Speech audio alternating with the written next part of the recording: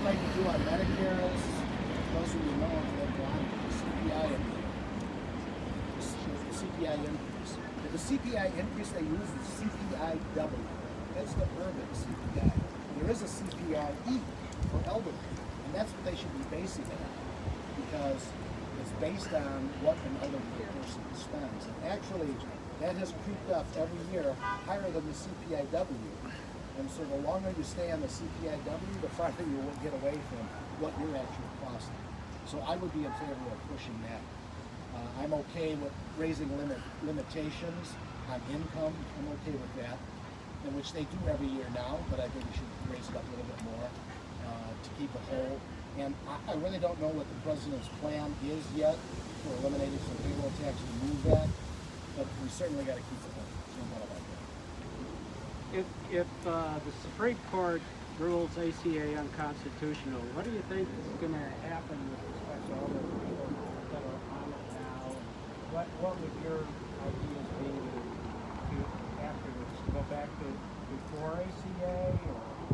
Well, number one, the scare tactics of they're going to rule it unconstitutional, and the next day everybody's not going to have health care. It's not going to happen.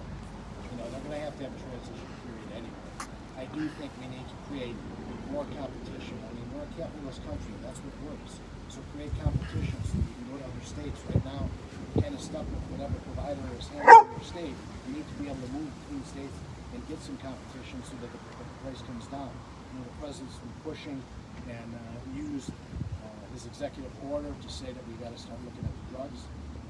I'm on several of them, unfortunately, and I know how those costs are. And unless you have appropriate insurance, you can't get those drug prices down there out of sight. So we do need to get competitive with the drug prices too. But the biggest thing for me is, let's get the drug production back here. I do not want it in China. I do not want to take anything. If China wants to make a cheap toy and the kid buys a cheap toy, okay, fine. But I don't want my drugs being made over there. And I do like that we have brought production back from a lot of places. Yes. I know they poo-poo that on the other side of the aisle, but my main business, I sell office furniture, has been my career, which I'm just about done with that part of my career. And many of my vendors have been buying from China just because it was out there. And the cost, what this has made them do is look for other options. Not saying they're not buying globally, they may be buying from other countries as well. They started looking and they found just as good a deal at other places, internally and externally. And so that kind of production is going back. One of the biggest manufacturers we work with is a company called Han, out of Han Furniture, out of Muscatine, Iowa. They're pretty much making everything in the U.S. right now, out of Muscatine, Iowa. We kind of force them to look at it and say, what other parts can we make? How can we do it? And the prices haven't changed because the new technologies are allowing them to compete with these foreign companies. Do you foresee Chicago going bankrupt as Detroit did? I think it's on the horizon if they keep going down the path they're going. Personally, I think Chicago's a mess right now. Kim Fox has been atrocious. I support Pat O'Brien. Actually, Pat and I are walking the next couple of weeks together in our areas. When you probably see John Catanzara on TV, the president of the FOP. John's good friends with us now, and we do a lot back to blues with him. And he goes, the force was actually just disheartening when they arrested 101 people at that Columbus debacle when they were getting thrown at. She prosecuted none of them. Now you can't tell me there wasn't one bad guy in that. She prosecuted nothing. The morale is as low as it could possibly get. Lower. That's why they're pushing. My nephew's a sergeant in 11. Wow. Or people Says who it's are a war arrested zone for a down there. felon and then It's terrible. get out and stab a Walgreens worker to death. Right. It's ridiculous. But that's not Then current you want to responses celebrate. to that. Kim Fox is a terrorist. One of the And things- nobody stands up and says that. One of the things that I always look at is we have a gentleman at the high school that has a foundation for president.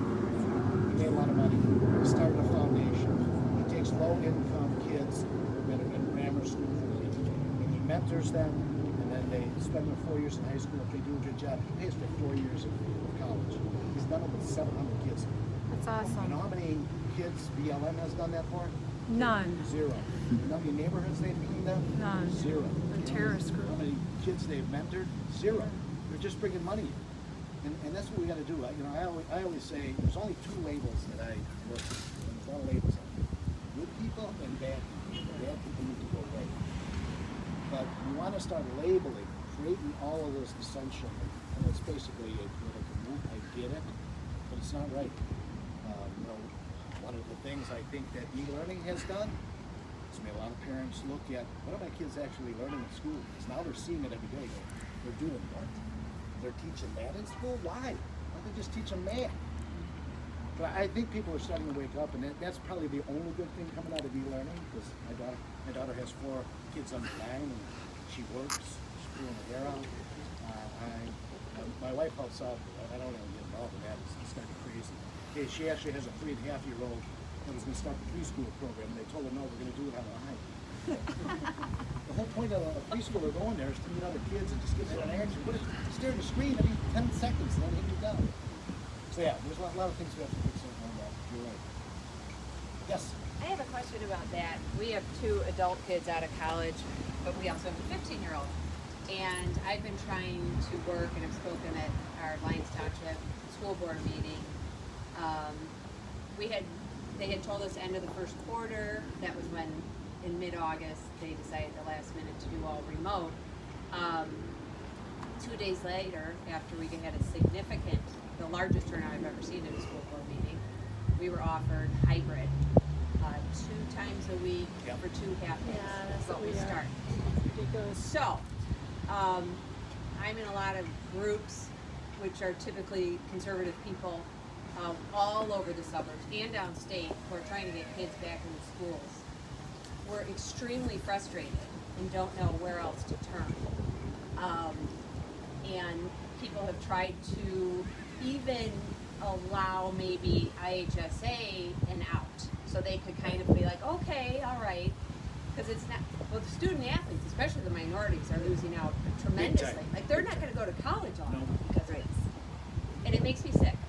And so, what can be done on your level, or whomever, or yours, Ian, about this? Because Yeah, no, I actually started. We'll see what the election does, and I'm like, Right.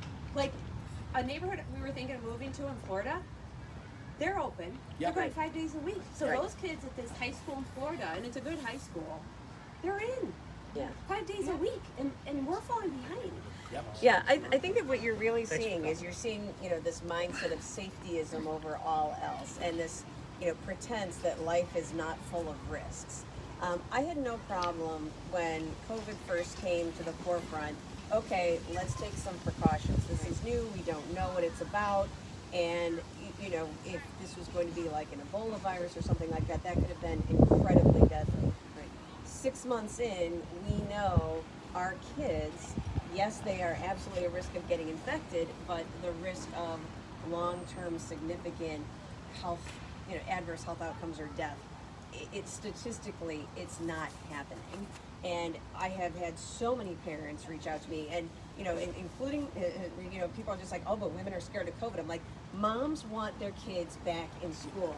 Moms want their kids to be able to play sports. Moms want their kids to go back to activities and get back to normal, because they've judged the risks, and they can do the risk-benefit analysis and say, you know what, the mental health problems my kid is going to suffer, the long-term consequences my kid is going to suffer, that is nothing that well outweighs the risk that I think my child will have with COVID.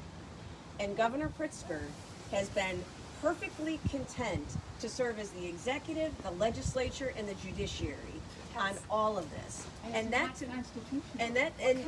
actually, one thing that I always tell people is, when it comes to our elections, you can't just start at the State House. You've got to go all the way down to the courthouse, because the judges are the ones who are making these decisions. And what I've seen from J.B. Pritzker is, if you're not suing him, if you don't have a well-connected lobbyist, or if you are not making it really bad PR for him, why should he change his mind? His own caucus won't make him change his mind. When I was down in Springfield, and a lot of this COVID issue was starting, people were objecting to the executive orders, I'm like, okay, we're the legislature. We are here to make policy. Let's talk about it.